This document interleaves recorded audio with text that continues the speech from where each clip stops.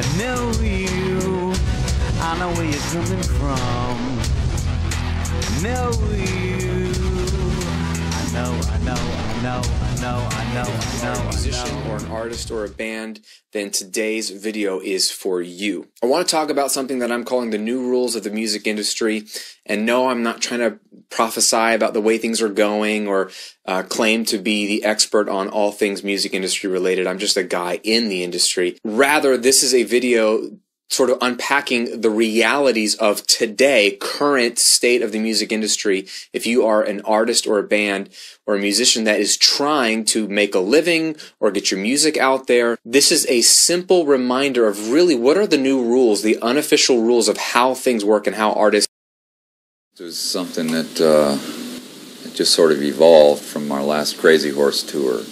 I was doing a little short set. I start off playing acoustic, then I do this little short little kind of blues kind of set, you know, and then I do the Crazy Horse set.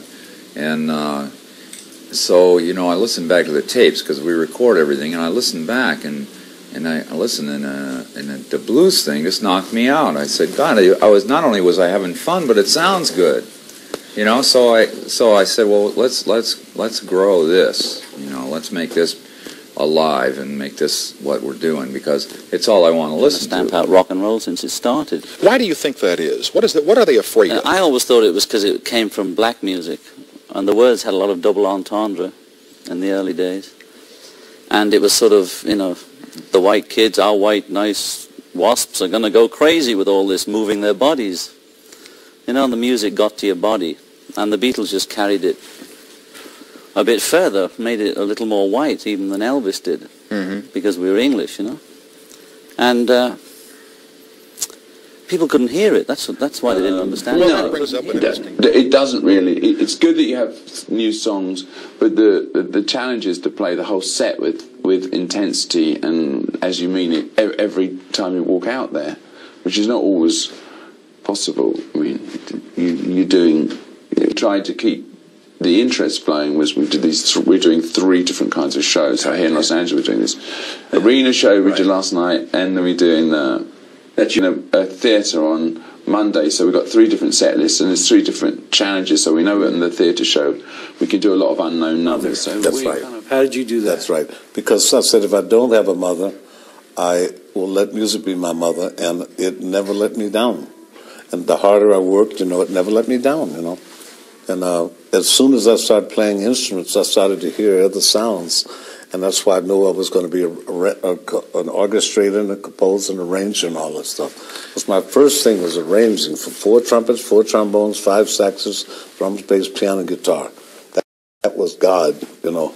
And then later on, like Nadia Boulanger says, I went to Paris and studied with her, who was Stravinsky's mentor, and Leonard Bernstein and Aaron Copland.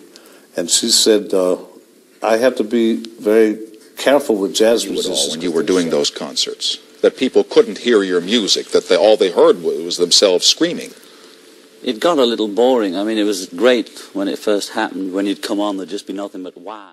Well, I think it's very important to see somebody like Missy Elliott, for example, because she's a producer and she's a fantastic rapper. And someone like that, that's like a Renaissance woman right there. Or what's really cool, we're talking President Day stuff, but the coolest thing Pink ever did was take her idol, Linda Perry, and say, I want her to produce my album. And then the record company said, she's like a washout. She's like, had this hit song, and why do you want her? Forget it. And Pink said, no, she's going to produce my album.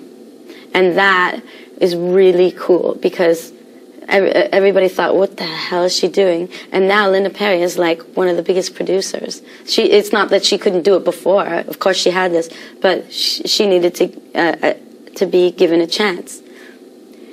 And so someone like Pink had the power and started Linda Perry's career over again. Trying to make a living or get your music out there. This is a simple reminder of really what are the new rules, the unofficial rules of how things work and how artists get their music forward in the landscape that is the music industry today. The absolute first thing that you and I have to understand about being in the music industry today as an artist is that you are no longer just a musician or a singer or a songwriter or an artist. You are a brand.